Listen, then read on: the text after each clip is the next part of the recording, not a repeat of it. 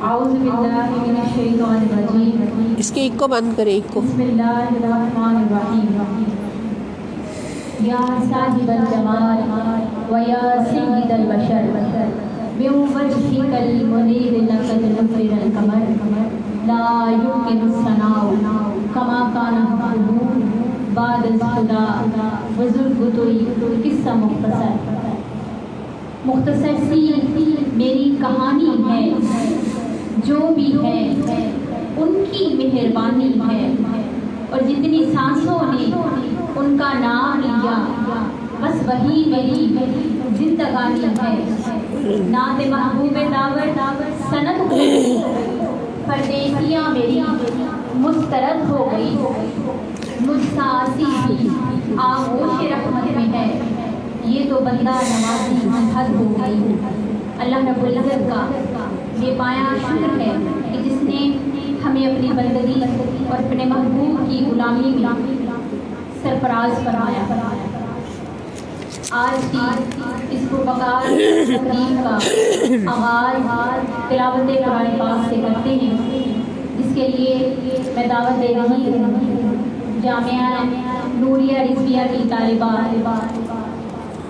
محترمہ حافظہ ذکیہ فاطمہ صاحبہ سے آپ سے ملتمس ہوں کہ آپ آئیں اور تلاوت قرآن پاک فرمائیں.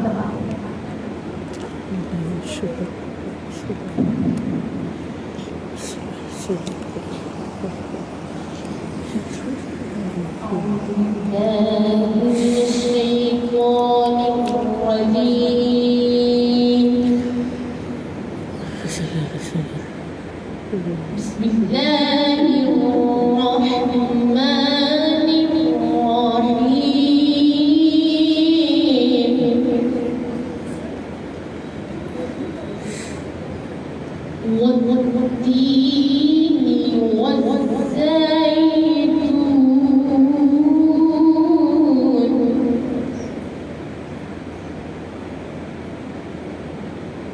والتین والزیتون والطور سینین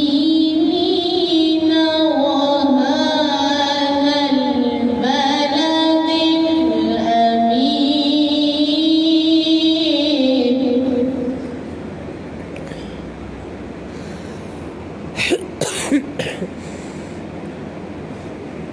والتين والزيتون وطور سينين وهذا البلد الأمين.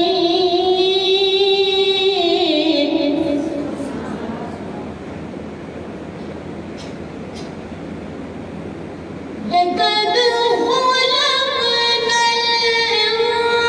الإنسان في أحسن تقويم.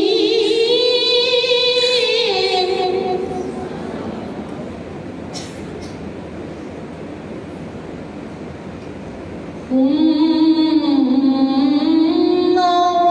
رددناه أسفل سافلين.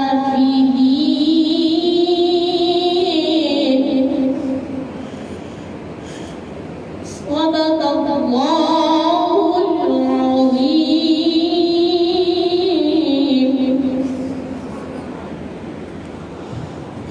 جزاک اللہ.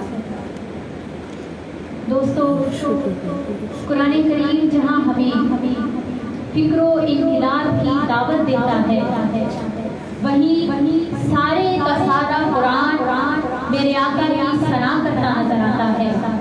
اور اگر اس کو کسی عاشق کی زبان میں لکھا جائے تو وہ یہ کہتا ہے کلام الہی میں شمس الضحیٰ، تیرے چہرہ نور فضا کی قسم.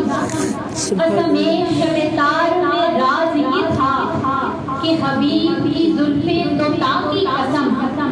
وہ خدا نے ہے مرتبہ تجھ کو دیا، نہ کسی کو ملے نہ کسی کو ملا، کہ کلام مجید نے کھائی شہا، تیرے شہر و کلام بقا کی قسم. سبحان اللہ.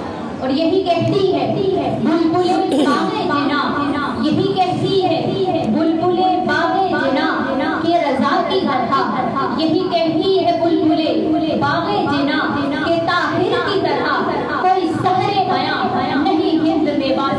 شاہ خدا مجھے شوق یہ تب رضا کی قسم ہدیہ عقیدت پیش کرنے کے لیے میں دعوت دے رہی ہوں نوریہ رضیہ نامی انصر کی طالبات کو کہ وہ آئیں اور اپنے خوبصورت انداز میں آقا دو جہاں علیہ السلام کی بارگاہ میں ہدیہ عقیدت پیش کریں. وصحبه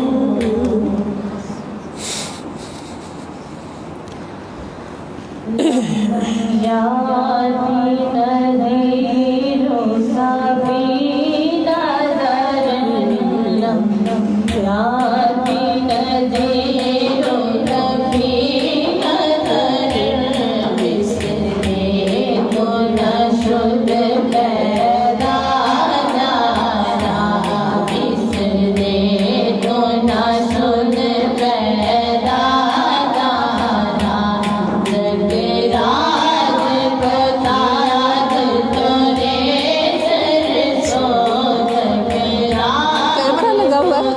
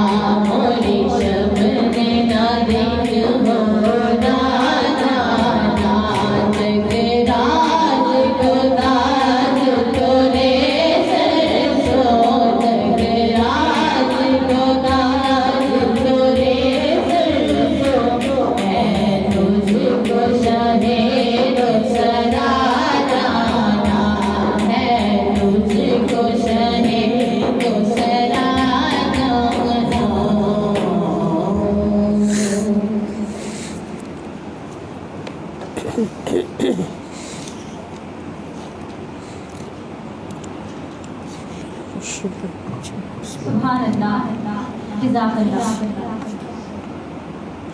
और मैं आप बारे दीगर मुबारकबाद पेश करती हूँ मिनहाजुल कुरान में मजीद फैसलाबाद की भारतीय को कि जिन्होंने अजीम शान और हकीकत मिसाल तकनीक का इनकार किया और दौराए पुरानी इंसाइक्लोपीडिया की ऑनलाइन क्लास के आगाज़ पर हम मुहतरमा सय्यदा प्रोफेसर अख्तर कुलसूम साहिबा को मुबारकबाद पेश करते हैं और खराज तहसीन पेश करते हैं। मैं अपनी बाजीजान को क्लास के आगाज़ से पहले इजाज़त चाहती हूँ। बाजी अगर आपकी इजाज़त हो तो आपके इस्तकबाल से पहले चंद अशार जो इस इंसाइक्लोपीडिया के हवाले से हैं, अगर आपकी इजाज़त हो तो ज़रूर पेश करें, ज़रूर। खुदा की करम की घटा मेरा कायल, सुभान अल्लाह। मेरे मुस्तफा की अता मेरा कायल, मदीने का उड़ता हुआ ये परिंदा, जहाँ जाए माहौल हो जाए जिंदा। कलम ने लिखी है हकायात उनकी, कसीदे उन्हीं के रिवायात उनकी। कलम उठ गया तो उजाले बखेरे, कदम उठ गए तो उसी दर के फेरे। यहाँ सुए मंजिल नजर किसने बख्शी, जवानों को आगे सहर किसने बख्शी। कभी बहरे कुरान से गोहर निकाले, इशारा तो असरार लफ्जों में ढाले। मानी के दरबार सजने लगे थे, किताबों के अंबार लगने लगे थे। वो देखो सही हो सुनन का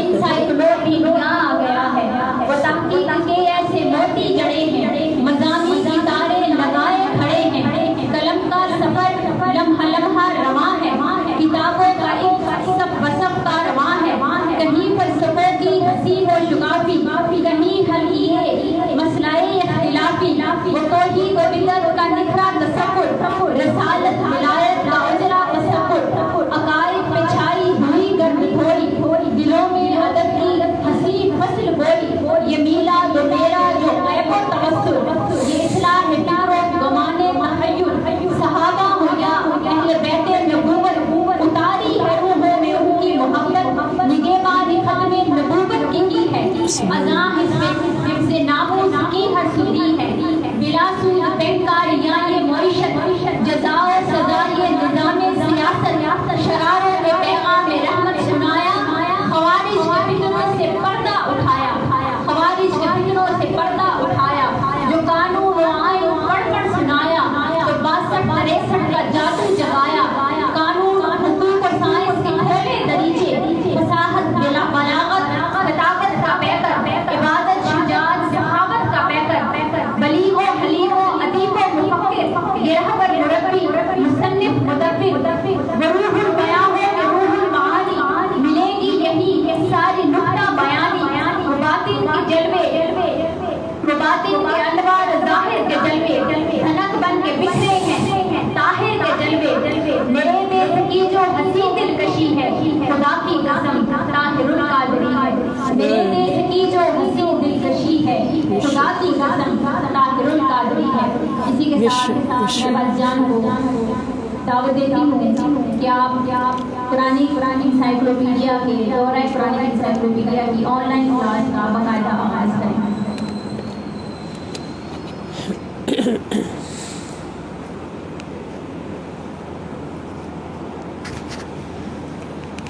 نحمدہ ونصلی ونسلم علی رسولہ النبی الامین الکریم الرؤوف الرحیم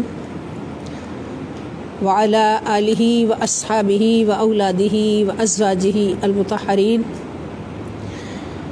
اما بعد، اعوذ باللہ من الشیطان الرجیم، بسم اللہ الرحمن الرحیم، بحمد اللہ تعالی، اللہ رب العزت کے فضل و احسان اور نبی کریم رحمۃ للعالمین صلی اللہ تعالیٰ علیہ وآلہ وسلم کے فیض و کرم سے اور حضور علیہ السلام کے نالین پاک کے تصدق سے آج ہم بروز پیر 12 اکتوبر 2020 تحریک منہاج القرآن انٹرنیشنل کے پلیٹ فارم سے منہاج القرآن ویمن لیگ فیصل آباد کی جانب سے اپنی الہدایہ قرآن کلاس میں ایک عظیم سعادت حاصل کرنے کا آغاز کر رہے ہیں، اور وہ سعادت قرآن کریم میں موجود تقریباً 5000 سے زائد موضوعات، ان میں غوطہ زن ہونے کے لیے الموسوعہ القرآنیہ یعنی قرآنی انسائکلوپیڈیا، اس کا مکمل دور کرنے کا آج ہم آغاز کر رہے ہیں ترجمہ اور تفسیر کے ساتھ۔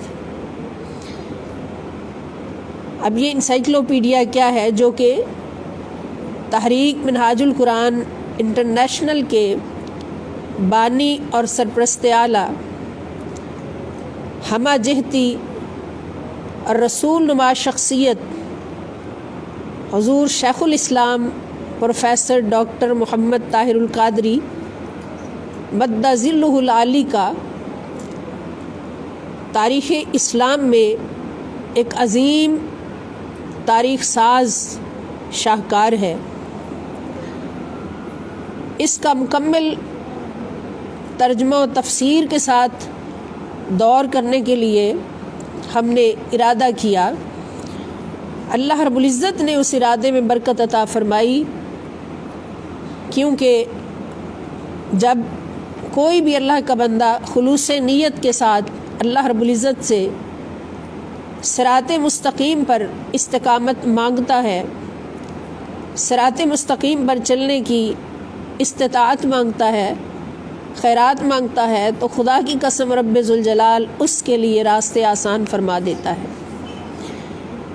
اور آج ہم اسی راستے کے لیے اللہ رب العزت سے طلبگار ہوئے تھے، تو اللہ پاک نے ہمیں اس کے آغاز کی آج توفیق عطا فرمائی۔ ساتھیو، یہ ایک مسلمہ حقیقت ہے کہ حضور شیخ الاسلام پروفیسر ڈاکٹر محمد طاہر القادری مد ظلہ العالی کا امت مسلمہ پر بہت بڑا احسان ہے کہ آپ نے تحریک منہاج القرآن کا آغاز فرمایا اور اس تحریک کے اعلیٰ مقاصد کے تحت اس تحریک کو چلایا۔ اور آج ہم دیکھتے ہیں کہ وہ سارے کے سارے اہداف اور مقاصد جو تحریک کے آغاز میں حضور شیخ الاسلام نے منتخب فرمائے، تو خدا کی قسم پوری دنیا دیکھ رہی ہے، عالم اسلام بھی دیکھ رہا ہے اور غیر بھی دیکھ رہے ہیں کہ حضور شیخ الاسلام نے اپنی ذات کو قربان کر کے، اپنے آرام کو قربان کر کے، اپنی صحت کو قربان کر کے اور پتہ نہیں کتنی قربانیاں دے کر ان سارے مقاصد کو حد کمال تک پہنچایا ہے۔ اور پھر ایسے ایسے ہیرے پیدا فرما دیے ہیں اپنے شاگردوں میں اور اپنے کارکنان میں، ایسے ایسے ہیرے پیدا فرما دیے ہیں کہ جو انشاءاللہ الکریم اس مشن کو اور ان مقاصد کے حصول کو تا قیامت جاری رکھیں گے۔ اس طرح کے ہیرے اور پیدا ہوتے رہیں گے، اور وہ مقاصد جو حضور شیخ الاسلام نے تحریک منہاج القرآن کی بنیاد بنائے اور جن کے لیے ساری زندگی وہ کاوشیں فرمائیں کہ ہمارے پاس الفاظ نہیں کہ ہم اپنے شیخ کی ان کاوشوں کو بیان کر سکیں، ان کی حد بندی کر سکیں، ان کا احاطہ کر سکیں کہ جو اسلام اور مسلمین پر حضور شیخ الاسلام نے کاوشیں فرمائیں اور احسان فرمائے، احسانات فرمائے۔ ان اہداف اور مقاصد میں سب سے پہلا ہدف جو ہے وہ تعلق باللہ،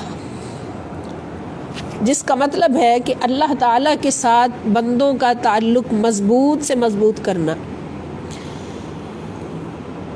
اور دوسرا مقصد ہے ربط رسالت، یعنی ایسے ایسے وسائل پیدا کرنا کہ پوری امت مسلمہ کا تعلق اپنے پیارے نبی حضرت محمد رسول اللہ صلی اللہ تعالیٰ علیہ وآلہ وسلم کے ساتھ اتنا مضبوط ہو جائے کہ ایک لمحے کے لیے بھی وہ تعلق کمزور نہ پڑ سکے، اور دنیا میں اور آخرت میں حضور علیہ السلام کے ساتھ تعلق انتہائی مضبوط رہے، کیونکہ یہی تعلق ہے، ربط رسالت ہے، جو ایک مومن کو حسین ابن علی بنا دیتا ہے، جو ایک مومن کو خالد بن ولید بنا دیتا ہے، جو ایک مومن کو محمد ابن قاسم بنا دیتا ہے، اور جو ایک مومن کو ابن العربی اور ارطر المجاہد بنا دیتا ہے۔ اور آج کے دور میں ہم دیکھتے ہیں کہ جو ایک مومن کو حضور شیخ الاسلام ڈاکٹر طاہر القادری بنا دیتا ہے۔ اور تیسرا مقصد اس تحریک کا رجوع الی القرآن،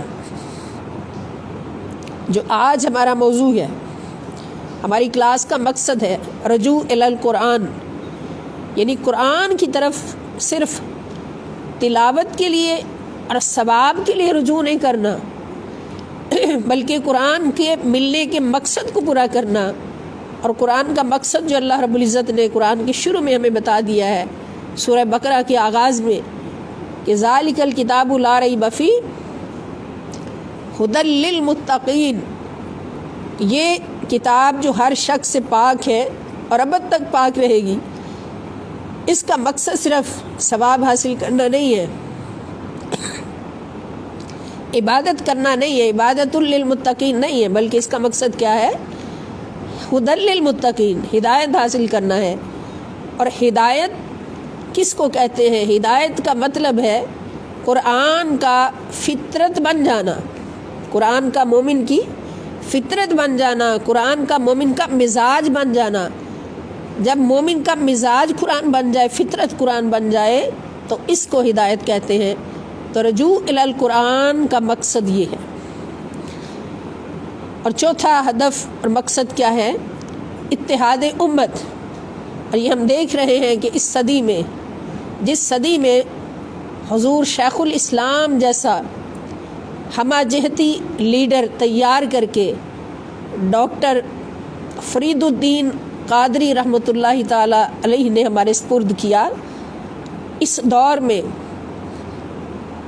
دیکھیں اور پچھلے دور کو دیکھیں کہ فرقہ واریت کی انتہا تھی، فرقہ پرستیوں کی انتہا تھی، ہر کوئی مناظرے کرتا پھرتا تھا، لڑتا پھرتا تھا، نالج کی کمی تھی، علم کی کمی تھی، فہم کی کمی تھی، احادیث مبارکہ میں کبھی مطالعہ کرنا انہوں نے گوارا نہیں کیا تھا، اور جھگڑے اس طرح کرتے تھے جیسے بڑے بڑے علماء ہیں۔ تو اس دور میں اللہ پاک نے حضور شیخ الاسلام کو ہمیں عطا کیا۔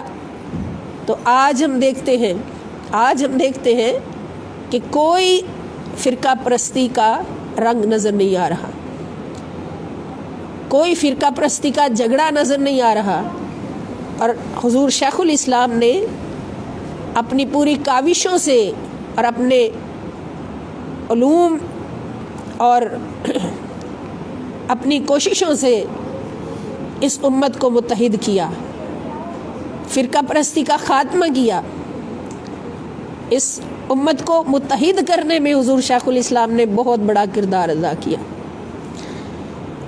تو اتحاد امت جو ہے یہ چوتھا ہدف تھا۔ اور پانچواں اور بہت اہم ہدف اور مقصد تحریک منہاج القرآن کا مصطفی انقلاب، اس لیے کہ یہ ملک بنا ہے اسلام کے نام پر، لا الہ الا اللہ محمد رسول اللہ کی بنیاد پر بنا، تو اس کے اندر نظام بھی لا الہ الا اللہ محمد رسول اللہ صلی اللہ علیہ وسلم کا نافذ ہونا چاہیے، جبکہ ایسا نہیں ہے۔ ہم 70 سے اوپر سالوں سے دیکھ رہے ہیں کہ اسلام کے نام پر حاصل کیا ہوا ملک، اور جس کو رسول اللہ صلی اللہ تعالیٰ علیہ وآلہ وسلم نے فرمایا یہ میرا ملک ہے، پاکستان میرا پاکستان ہے، میں اپنے پاکستان کو بچانے کے لیے جا رہا ہوں۔ 1965 کی جب بھارت نے 1965 میں شب خون مارا تھا اور اچانک حملہ کیا تھا، تو رسول اللہ صلی اللہ تعالیٰ علیہ وآلہ وسلم نے کسی کے خواب میں آ کے تشریف لا کے فرمایا تھا کہ بھارت نے میرے پاکستان پر حملہ کر دیا ہے اور میں اپنے پاکستان کو بچانے کے لیے جا رہا ہوں۔ اور اس جنگ میں ساری دنیا نے دیکھا کہ جن کو خبر بھی نہ تھی جنگ کی اور حملہ کر دیا گیا ان پر، ان کو فتح و نصرت اللہ پاک نے عطا فرمائی، اس لیے کہ ان کے ساتھ مصطفیٰ صلی اللہ تعالیٰ علیہ وسلم تشریف فرما تھے۔ تو اس ملک کے اندر جو مصطفیٰ کا ملک ہے صلی اللہ علیہ وسلم، جو اسلام کے نظریات کو قائم کرنے کے لیے بنایا، اسلام کے نظریات کی بنیاد پر بنایا گیا، اس کے اندر وہ نظام نافذ کرنا جو اللہ اور اس کے رسول صلی اللہ تعالیٰ علیہ وآلہ وسلم نے خلفائے راشدین کو عطا کیا تھا، اور خلفائے راشدین نے ایک نمونہ پوری امت مسلمہ کے سامنے رکھ دیا تھا۔ تو یہ تحریک منہاج القرآن کا 5واں ہدف ہے، اور اس کے لیے ساری دنیا نے دیکھا کہ حضور شیخ الاسلام مد ظلہ العالی کی قیادت میں ان کے کارکنوں نے اس مقصد کے حصول کے لیے کتنی قربانیاں دی، اور بے لوث قربانیاں دی، صرف اللہ تعالیٰ کی رضا کے لیے اور دیدار مصطفیٰ کے لیے صلی اللہ علیہ وسلم۔ قرب مصطفیٰ کے لیے، اور انشاءاللہ ہمارا یقین ہے کہ مصطفی انقلاب ہماری منزل ہے اور ہم اس منزل کو ضرور حاصل کریں گے۔ تو ان سارے اہداف میں رجوع الی القرآن ایک ایسا ہدف ہے کہ جس کو حضور شیخ الاسلام نے ہم پہ بہت بڑا احسان فرمایا، اس امت پر بہت بڑا احسان فرمایا کہ رجوع الی القرآن کے مقصد کو پورا کرنے کے لیے آپ نے قرآن فہمی کے لیے، قرآن کو سمجھنے کے لیے بے شمار کتابیں تصنیف فرمائیں، جہاں دوسری ہزاروں کتابیں تصنیف فرمائیں، تو ان کے ساتھ ساتھ قرآنی انسائکلوپیڈیا کی شکل میں علم قرآن کی بھی ایسی کلید ہمیں عطا کر دی تیار کر کے کہ جو طالبان علم قرآن کے لیے تمام قرآنی علوم و معارف اور مطالب و مضامین کے لیے دروازہ کھولتی ہے۔ یعنی قرآن کے اندر کتنے مضامین ہیں، کتنے مطالب ہیں، کتنے علوم ہیں، کتنے معارف ہیں، ان سب تک رسائی جو ہے اس کی چابی، اس کی کلید، اس کی چابی حضور شیخ الاسلام نے ہر بندے کے ہاتھ میں عطا فرما دی۔ ویسے قرآن سمجھنے کے لیے، قرآن کو سمجھنے کے لیے صرف ہم سوچتے تھے کہ ان کو ہی قرآن کی ساری سمجھ ہے جو باقاعدہ قرآن کے عالم ہیں، جو ترجمہ و تفسیر کے ساتھ قرآن پڑھتے ہیں، اور ہم کوئی بھی مسئلہ عوام جو ہیں تو مسائل پوچھنے کے لیے ان کے پاس جاتے تھے۔ یہ میں آپ کو ذرا تھوڑی سی ڈیٹیل بتانا چاہتی ہوں۔ ان کے پاس جاتے تھے، مثلا کسی موضوع پر قرآن کا حوالہ ہمیں چاہیے، کسی موضوع پر قرآن کی آیات چاہیے، تو ہم کیا کرتے تھے، فلاں عالم دین کے پاس چلیں، وہ ہمیں بتا سکتا ہے۔ اب علماء دین کا حال کیا کہ علماء دین مختلف مسالک کے، کوئی ایک اہل سنت کے عالم کے پاس گیا، اس نے اپنی تفسیر بتا دی، اپنی پسند کی آیات کا حوالہ دے دیا، کوئی اہل حدیث کے پاس گیا، انہوں نے اپنی پسند کی آیات کا حوالہ دے دیا، کوئی اہل دیوبند کے پاس گیا، انہوں نے اپنی پسند بتا دی، اور کوئی اہل تشیع کے پاس گیا، انہوں نے اپنی پسند بتا دی۔ تو اب وہ بندہ پریشان ہو گیا کہ میں کس کی بات مانوں اور کس کو چھوڑوں، بتائیں ایسا ہوتا تھا یا نہیں ہوتا تھا؟ تو حضور شیخ الاسلام کا کتنا بڑا احسان کہ حضور شیخ الاسلام نے ان سارے مسائل کا حل کس طرح سے پیش فرما دیا کہ قرآن کریم کا اتنا گہرائی سے مطالعہ فرمایا، خود اتنا گہرائی سے مطالعہ فرمایا کہ قرآن میں سے 5000 سے زائد موضوعات کو الگ الگ کیا، 5000 سے زائد موضوعات اخذ کیے، نکالے، پھر ہر موضوع پر حضور شیخ الاسلام نے پورے قرآن کریم میں جتنی آیات سورہ فاتحہ سے لے کے سورہ ناس تک جگہ جگہ موجود تھی، یعنی بکھری ہوئی تھی، ہر موضوع پر ساری آیات کو اکٹھا کر کے ایک موضوع کے اندر اس کو یعنی احاطہ کر دیا، ایک موضوع کے اندر ان کو جمع کر دیا۔ اب کوئی بھی شخص جس کو کسی بھی موضوع پر قرآن کے حوالے کی ضرورت ہو، آپ سارے اسٹوڈنٹس ہیں ماشاءاللہ، جو ریسرچ اسکالرز ہوتے ہیں ان کو اس بات کی بہت ضرورت ہوتی ہے کہ کسی موضوع پر آپ تھیسز لکھ رہے ہیں، کسی موضوع پر آپ اسائنمنٹ بنا رہے ہیں، تو آپ کو اس پر قرآن کی آیات کا حوالہ چاہیے۔ تو پھر اب آپ ذرا بتائیں کہ یہ کام آسان کتنا ہو گیا، آسان ہوا یا نہیں ہوا کہ آپ کو ایک موضوع پر قرآن کی آیات چاہیے، حوالے چاہیے، تو آپ فوراً آ کے حضور شیخ الاسلام کا دیا ہوا تحفہ پکڑتے ہیں اور اس کی پہلی جلد کھولتے ہیں، اس کے اندر 5000 موضوعات تفصیل سے لکھے ہوئے ہیں، 400 صفحات کے اندر صرف موضوعات لکھے ہوئے ہیں، نام لکھے ہوئے ہیں، اور ان موضوعات میں سے اپنا موضوع نکالتے ہیں، صفحہ نمبر دیکھتے ہیں، اور جس جلد کے اندر وہ موضوع ہے وہ جلد اٹھاتے ہیں، اس کو کھولتے ہیں، قرآن کریم میں جتنی آیات آپ کے موضوع سے ریلیٹ ہیں وہ ساری کی ساری آپ کو ایک جگہ جمع مل جاتی ہے۔ اب بتائیں ایسا کام آج تک کسی نے کیا؟ یہ اللہ رب العزت کا انتخاب ہوتا ہے، جس سے جو کام کروانا ہوتا ہے اللہ پاک اس کو اس قابل بنا کے پیدا کرتا ہے. اور اتنا بڑا کام جو کرنے والا ہو وہ کوئی عام شخص تو نہیں ہو سکتا، وہ خاص الخواص میں سے ہوتا ہے، جس کا انتخاب پیدا ہونے سے بھی پہلے اللہ پاک نے کر لیا ہوتا ہے، وہ ان خاص الخواص ہستیوں میں سے ہوتا ہے. تو یہ حضور شیخ الاسلام کا کارنامہ کہ انہوں نے طالبان علم قرآن کے لیے تمام قرآنی علوم و معارف اور مطالب و مضامین کا دروازہ کھول دیا، ایسی کلید عطا فرما دی کہ ہر عام شخص کے لیے بھی خاص شخص کے لیے بھی قرآن کریم کو سمجھنا بھی آسان ہو گیا، اور قرآن کو سمجھنا بھی آسان ہو گیا، اور قرآن کے ہر مضمون تک پہنچنا غوطہ-زن ہونا بھی آسان ہو گیا.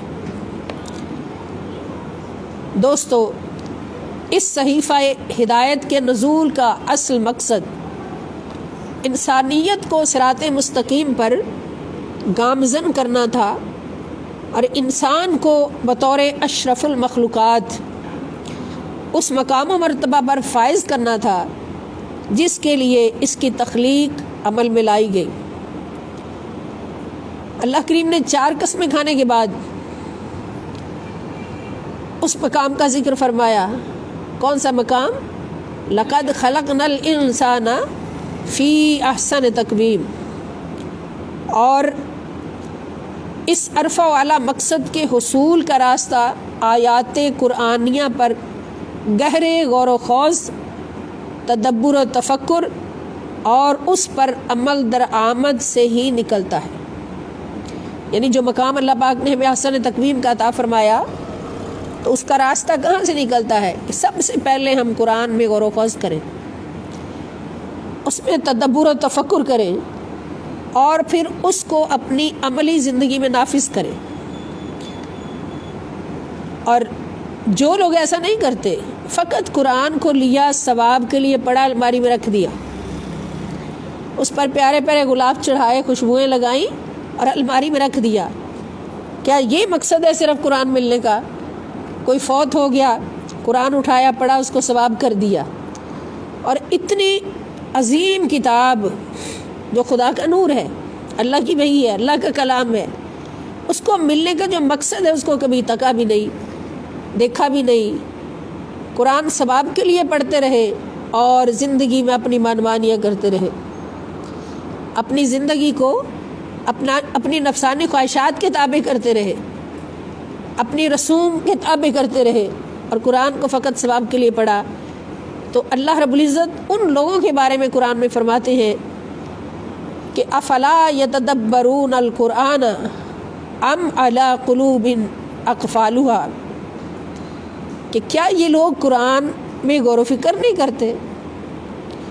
یعنی جن لوگوں کی زندگی قرآن پڑھ کر بھی نہیں بدلتی، جن کی زندگیوں میں قرآن پڑھ کر بھی 100 بار قرآن پڑھ کر بھی زندگی میں انقلاب نہیں آتا، ان کی سیرت میں انقلاب نہیں آتا، ان کے اخلاق و کردار میں انقلاب نہیں آتا. افلا یتدبرون القرآن، کیا یہ قرآن میں غور و فکر نہیں کرتے؟ اس سے ہمیں کیا پتہ چلا کہ قرآن ہمیں غور و فکر کرنے کے لیے ملا ہے، صرف ثواب حاصل کرنے کے لیے نہیں ملا، تلاوت کر کے ثواب حاصل کرنے کے لیے نہیں ملا، یہ ہمیں غور و فکر کرنے کے لیے ملا ہے. اللہ پاک فرماتے ہیں کیا یہ قرآن میں غور و فکر نہیں کرتے؟ ام علی قلوب اقفالها، یا پھر ان کے دلوں پر تالے لگے ہوئے کہ غور و فکر کرتے ہیں مگر ان کے دلوں تک وہ اثر نہیں پہنچتا. 2 وجوہات ہیں کہ یا تو یہ غور و فکر نہیں کرتے، یا ان کے دلوں پر تالے لگے ہیں کہ بات اثر نہیں کرتی. تو ان دونوں وجوہات کو ختم کرنے کے لیے ہمیں ضروری ہے کہ قرآن میں غور و فکر کرنا ہے. نمبر 1 قرآن میں غور و فکر کرنا ہے، اور نمبر 2 اس جو کچھ ہم نے پڑھا ہے، فہم حاصل کیا ہے، اس کو اپنی زندگی میں نافذ کرنا ہے، اپنی عملی زندگی میں نافذ کرنا ہے. تو اللہ پاک یہ سوال اس لیے فرما رہے ہیں. تو وہ صحیفہ انقلاب جو ہماری سوچ، ہمارے احوال زندگی میں انقلاب برپا کرنے کے لیے آیا تھا، اس کو ہم نے محض کتاب ثواب سمجھ کر رکھ لیا۔ اکثریت یہی ہے نا، کتاب ثواب سمجھ کر رکھ لیا اور خود کو قرآن مجید کے بجائے دیگر مراسم اور نفسانی خواہشات کے تابع کر دیا۔ ان حالات میں اس بات کی اشد ضرورت تھی دوستو، ان حالات میں اس بات کی اشد ضرورت تھی کہ عوام الناس کو بالعموم اور پڑھے لکھے طبقے کو بالخصوص قرآن فہمی کی طرف راغب کیا جائے۔ یہ اللہ تعالیٰ ڈیوٹی لگاتے ہیں، اسی لیے انبیاء کرام کو اتارا گیا تھا، دنیا کو راغب کرنے کے لیے، ہدایت کی طرف۔ تو اس مقصد کے لیے اللہ کریم نے حضور شیخ الاسلام کا انتخاب فرمایا۔ اب اس صدی میں جو کہ ایمان پر اور اخلاق پر ہزاروں آزمائشوں کی صدی ہے، ایمان پر کتنی آزمائشیں ہیں، اخلاق پر کتنی آزمائشیں ہیں، اس صدی میں اللہ پاک نے رجوع الی القرآن کے لیے کس کا انتخاب فرمایا؟ حضور شیخ الاسلام ڈاکٹر محمد طاہر القادری مد ظلہ العالی کا۔ اور حضور شیخ الاسلام نے تجدید دین اور احیاء اسلام کی جد و جہد کے آغاز میں ہی جو اہداف اور مقاصد مقرر فرمائے تھے، ابھی جو میں نے بیان کر دیا آپ کے سامنے، ان میں سے ایک بنیادی مقصد رجوع الی القرآن بھی رکھا۔ اس لیے اپنی جد و جہد کا نام بھی آپ نے کیا رکھا؟ منہاج القرآن۔ آپ کی جد و جہد کا نام کیا ہے؟ منہاج القرآن رکھا، اور امت کا قرآن فہمی سے ٹوٹا ہوا تعلق جوڑ دیا۔ اس طرح سے امت کا قرآن فہمی سے ٹوٹا ہوا تعلق جڑ گیا۔ یہ اللہ کا کرم، یہ بھی ایک مسلمہ حقیقت ہے جو ہر مسلمان کو خواہ کسی بھی فرقے سے تعلق رکھتا ہو، یہ ماننا پڑے گا کہ یہ حضور شیخ الاسلام کا بہت بڑا احسان ہے امت مسلمہ پر۔ یہ انسائکلوپیڈیا حضور شیخ الاسلام کے نصف صدی کے مطالعہ قرآن کا نچوڑ ہے، اور یہ محنت حضور شیخ الاسلام نے کس کے لیے کی ہے؟ نصف صدی تک قرآن کا مطالعہ کرنے کے بعد جو نچوڑ ملا ہے ڈاکٹر محمد طاہر القادری کو، وہ آپ کے سامنے انسائکلوپیڈیا کی صورت میں پڑا ہے۔ ہمارے پاس الفاظ نہیں کہ ہم اپنے شیخ کے سنات کا ذکر بھی، اس کا حق بھی ادا کر سکیں، اپنے شیخ کی کاوشوں اور قربانیوں کو بیان بھی کر سکیں، ان کے احسانات کو ہم بیان کر سکیں۔ ہمارے پاس وہ الفاظ نہیں ہے۔ میں اس قابل ہی نہیں سمجھتی خود کو کہ میں بیان کر سکوں کہ میرے شیخ نے ہمارے لیے کیا کچھ کیا ہے۔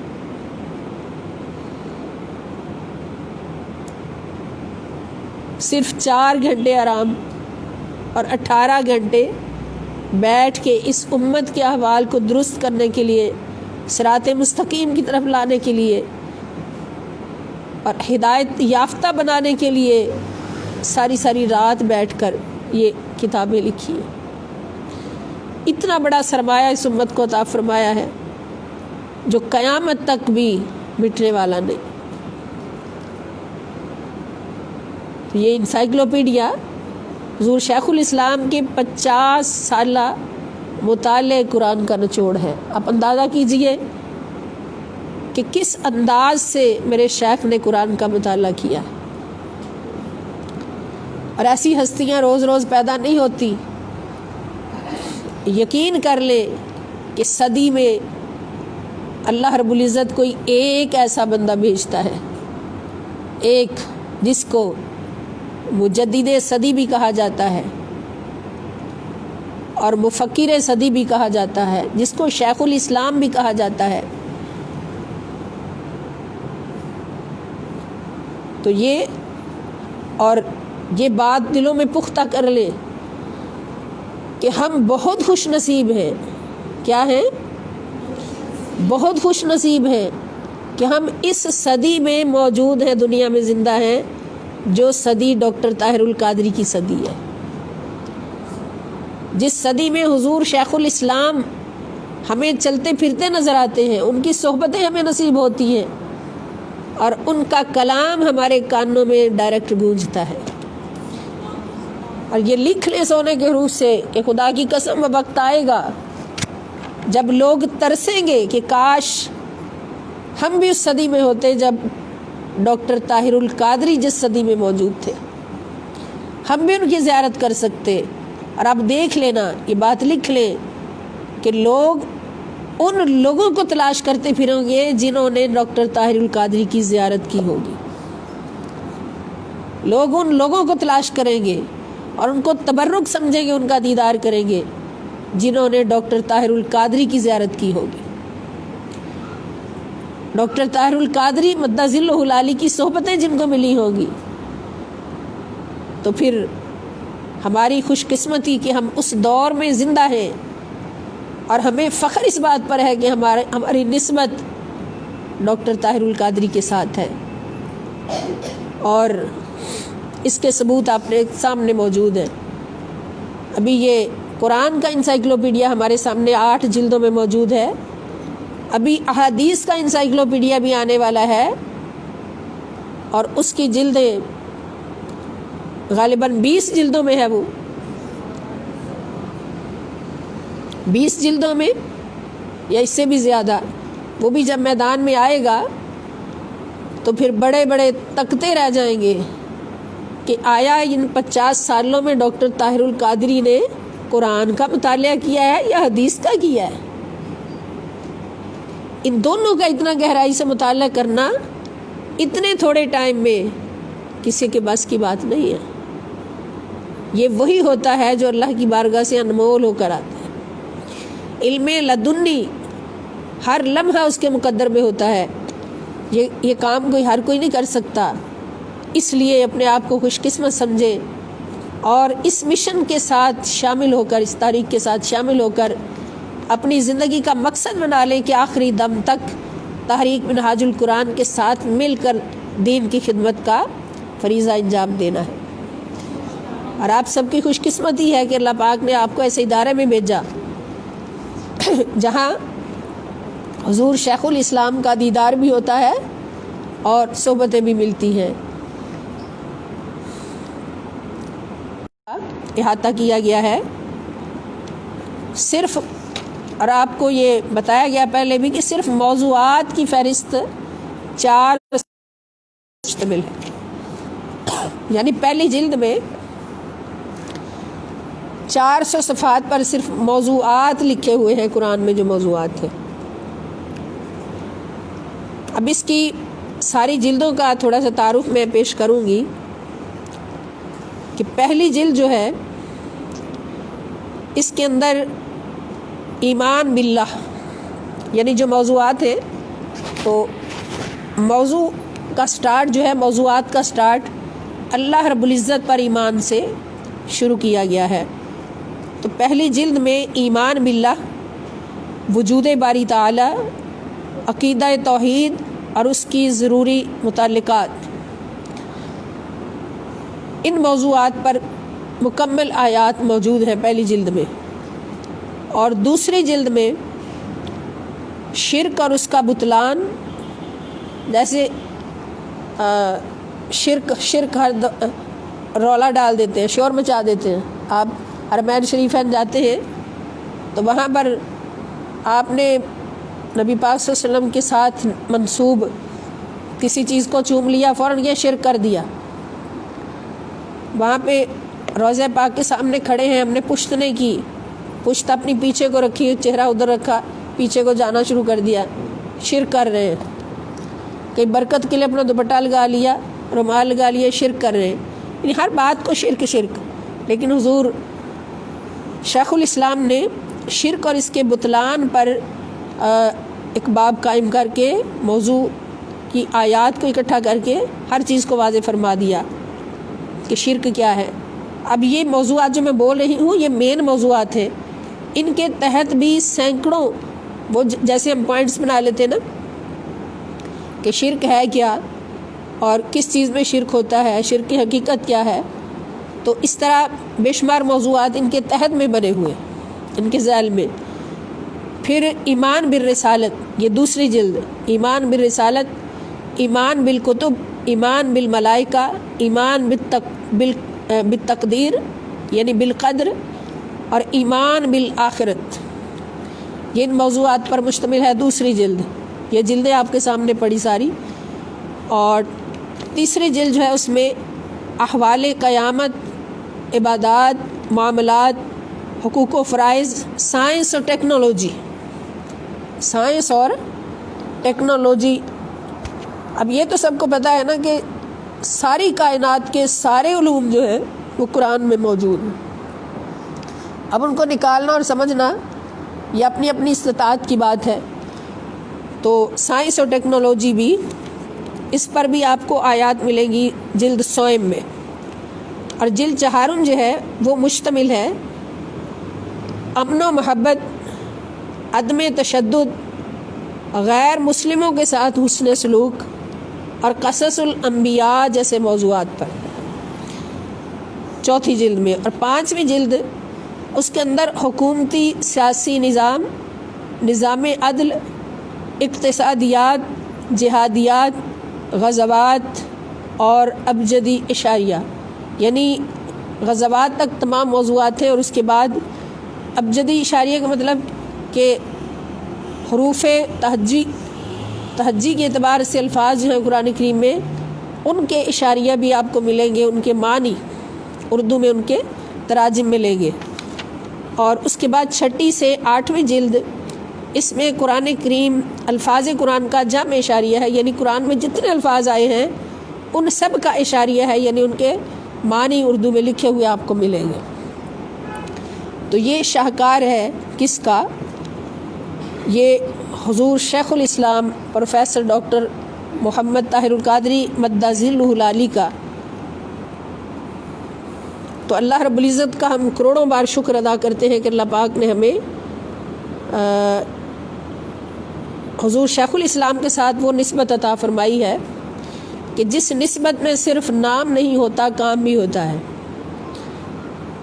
اور اللہ رب العزت کے ہاں نام سے پہلے کام دیکھا جاتا ہے۔ تو اللہ پاک سے ہم دعا کرتے ہیں کہ وہ نہ صرف امت مسلمہ اور پوری انسانیت کے لیے اس قرآنی انسائکلوپیڈیا کو رشد و ہدایت کا ذریعہ بنائے، بلکہ یہ مخلوق خدا کے لیے رضائے الہی اور رضائے رسول پاک صلی اللہ علیہ وسلم کے حصول اور حسن آخرت کا بہترین ذریعہ بھی ثابت ہو۔ حضور شیخ الاسلام کی زندگی میں اللہ پاک کروڑوں برکتیں عطا فرمائیں، ان کے فیوز و برکات میں کروڑوں برکتیں عطا فرمائیں، اور ان کے ساتھ مل کر جنہوں نے یہ کام کیا ان کو کتنا بڑا شرف ملا کہ اس کو ہم بیان ہی نہیں کر سکتے، وہ ہماری حد نگاہ سے بھی بڑھ کر ہے۔ تو ان کو بھی اللہ پاک دنیا اور آخرت میں اپنا اور اپنے پیارے حبیب صلی اللہ تعالی وسلم کا قرب نصیب فرمائیں اور اس پر جزائے خیر عطا فرمائیں۔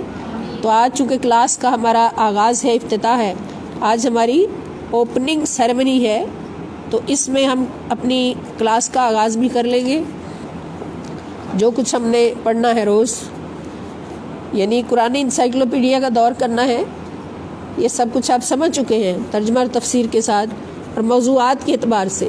جب ہم موضوعات کے اعتبار سے چلتے ہوئے ان 8 جلدوں کا دور کریں گے تو پھر اس کا نتیجہ کیا نکلے گا کہ ہم ترجمہ اور تفسیر کے ساتھ پورا قرآن پڑھ لیا ہے، لیکن اس طرح سے نہیں پڑھا کہ ہمیں پتہ ہی نہیں کس موضوع پر کون سی آیت کہاں پہ ہے۔ اس طرح پڑھا ہے کہ ترجمہ اور تفسیر پڑھنے کے ساتھ ساتھ ہمیں یہ بھی پوری طرح علم ہو گیا ہے کہ قرآن کے کس موضوع پر کون کون سی آیات ہیں اور ایک جگہ پر اکٹھی ہے۔ تو انشاءاللہ اس کے پڑھنے میں جتنا مزہ آئے گا پیارے دوستوں، پیارے ساتھیوں، بیٹیوں بہنوں اور بیٹوں اور بھائیوں، اس کے پڑھنے میں جتنا مزہ آئے گا اور جتنا فائدہ ہمیں نصیب ہوگا انشاءاللہ الکریم، اس کا ہم اندازہ نہیں کر سکتے۔ جب وہ فائدے ہمیں نصیب ہوں گے انشاءاللہ، ملیں گے، ملنے شروع ہو گئے ہیں آج، تو پھر ہم یہ سوچیں گے اور کہیں گے کہ کاش ہم 1 گھنٹے کے بجائے پورا ٹائم ہی اس عمل میں گزارتے۔ 24 گھنٹے میں صرف 1 گھنٹہ ہم نے ادھر لگانا ہے۔ تو آج ہم سب سے پہلا موضوع، یہ بھی آپ کو پتہ چل جائے کہ سب سے پہلا موضوع جو ہے وہ ہے الدلائل علی وجود اللہ تعالی، یعنی اللہ تعالیٰ کے وجود پر دلائل۔ قرآن میں کوئی پوچھتا ہے کہ اللہ کیا ہے، ہم نے تو دیکھا بھی نہیں، سنا بھی نہیں، سونگا بھی نہیں، چکھا بھی نہیں، چھوا بھی نہیں، 5 حصوں سے ہم نے اللہ کو نہیں دیکھا، اور اللہ فرما رہا ہے الحمدللہ رب العالمین، کہ ساری تعریفیں اللہ کے لیے ہیں۔ تو اللہ کے وجود پر دلائل آپ سے کوئی مانگتا ہے تو پھر آپ قرآن کھولیں، انسائکلوپیڈیا کھولیں اور سب سے پہلا باب نکالیں۔ سب سے پہلا باب کون سا ہے؟ یہ سبق بھی آپ نے ساتھ ساتھ یاد کرنا ہے۔ الدلائل علی وجود اللہ تعالی، وجود باری تعالی پر دلائل۔ اس میں سب سے پہلی دلیل جو ہے وہ ہے کائنات کو عدم سے وجود میں لانے سے استدلال، یعنی کائنات یہ جو بنی ہے ساری کائنات، اس کا پہلے وجود نہیں تھا۔ جب وجود نہ ہو تو اس کو عدم کہتے ہیں۔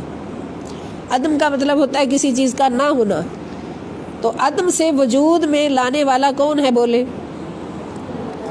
کائنات کو عدم سے وجود میں لانے والا اللہ تعالیٰ۔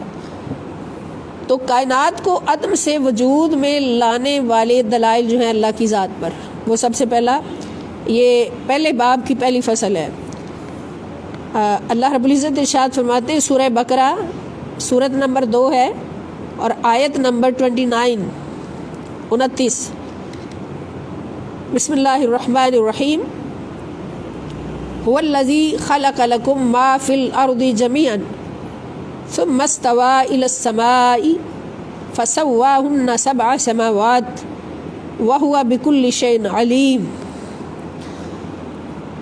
اس میں اللہ پاک ارشاد فرماتے ہیں، اور پیارے ساتھیوں آپ یہ بھی دیکھیں گے کہ جب ہم ترجمہ حضور شیخ الاسلام کا کیا ہوا ترجمہ مطالعہ کرتے ہیں تو یہ سارے تراجم سے ممتاز نظر آتا ہے۔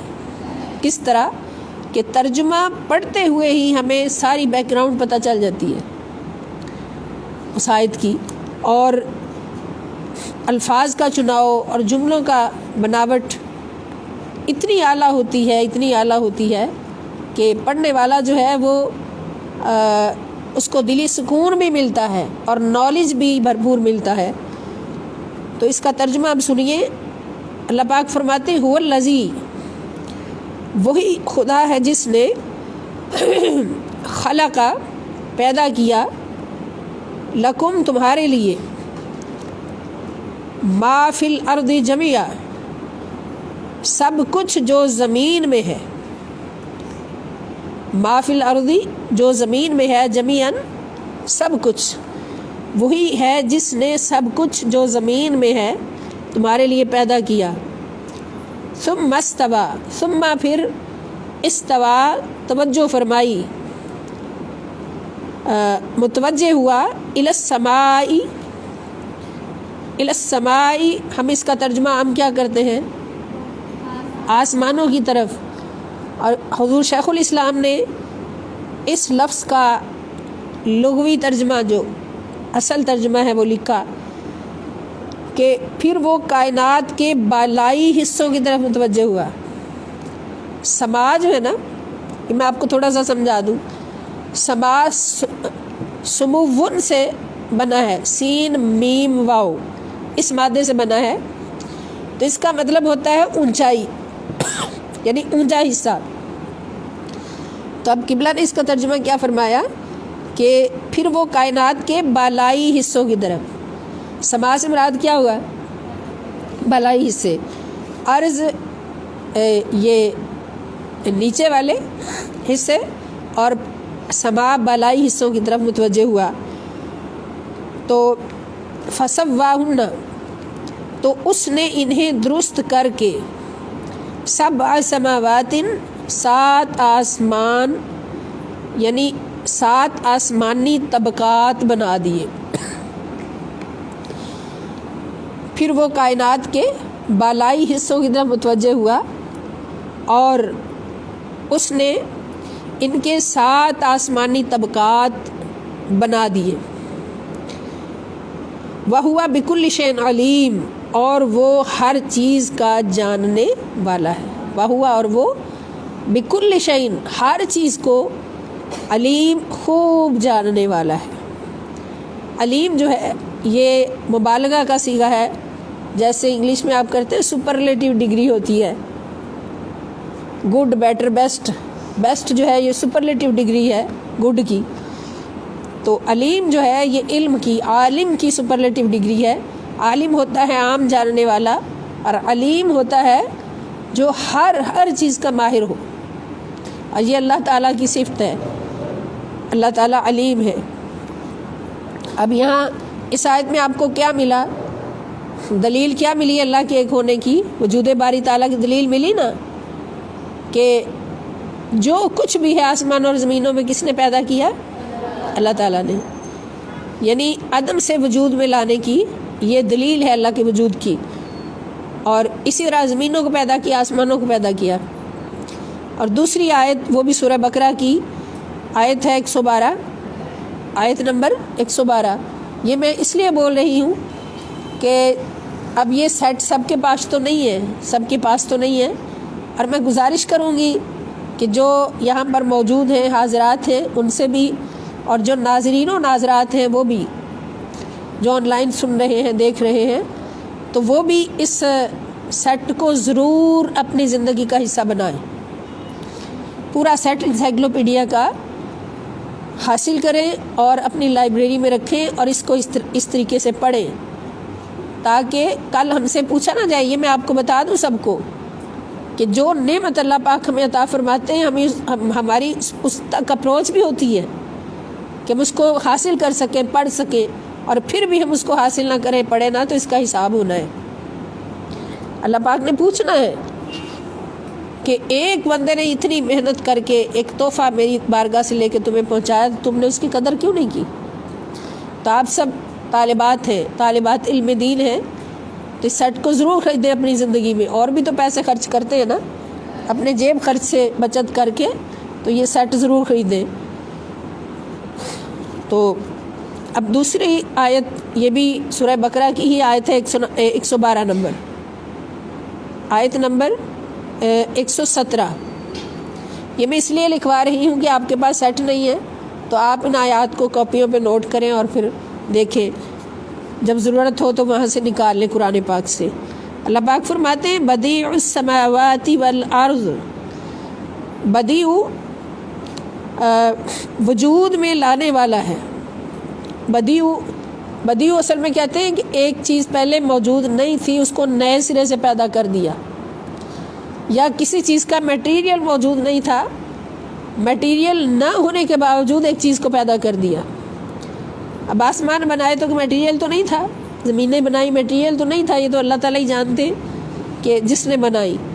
तो बदीउ अस्समावाति वल अर्ज़, वो वजूद में लाने वाला, अदम से वजूद में लाने वाला है आसमानों को और ज़मीन को। व इज़ा, और जब क़दा वो फ़ैसला कर लेता है, अमरन, किसी चीज़ के ईजाद का फ़ैसला कर लेता है, फ़इन्नमा यक़ूलु लहू, तो फिर उसको सिर्फ़ यही फरमाता है। फ़इन्नमा, बस सिर्फ़, यक़ूलु फरमाता है, लहू, उससे सिर्फ़ ये फरमाता है, कुन, क्या कहता है? कुन कहता है, हो जा, फ़यकून, तो वो हो जाता है, बस वो हो जाता है। तो ये वजूद बारी ताला पर दलाइल हैं अदम से वजूद में लाने पर।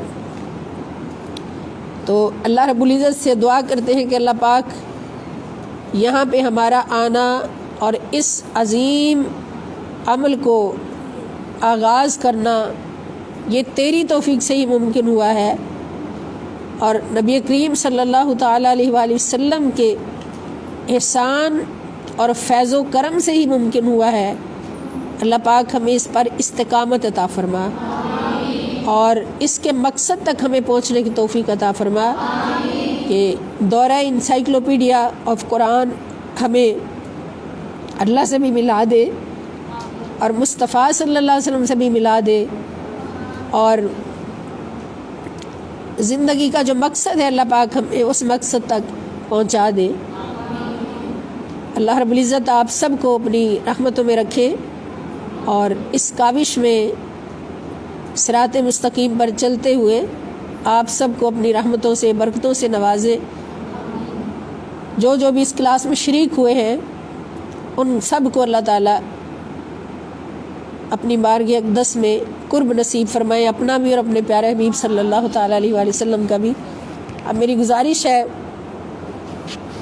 سارے ساتھیوں سے جو آن لائن فیس بک پہ حاضر ہیں یا زوم ایپ پہ حاضر ہیں یا یہاں حاضر ہیں، وہ اسی طرح ریگولیرٹی کے ساتھ ہمارے ساتھ شامل رہیں گے اور دورہ قرآن انسائکلوپیڈیا کو انشاءاللہ الکریم اللہ پاک ہم سب کی زندگی فرمائے اتنی کہ ہم اس کو مکمل کریں اور مکمل کرنے کے بعد پھر ہم حضور شیخ الاسلام ڈاکٹر محمد طاہر القادری مدد ذلہ العالی سے ان کے فیوض و برکات کی خیرات مانگیں گے کہ وہ ہمیں عطا فرمائیں، اپنی دعاؤں سے نوازیں، اور اس طرح ہماری کلاس کا دیکھیں ہم اللہ پاک سے اتنا بڑا لالچ کر رہے ہیں، اتنی بڑی خیرات مانگ رہے ہیں، ابھی کلاس شروع کی ہے اور ہم اینڈ تک پہنچنے کی باتیں کر رہے ہیں، اس کے اختتام کی اور آمین کی باتیں کر رہے ہیں۔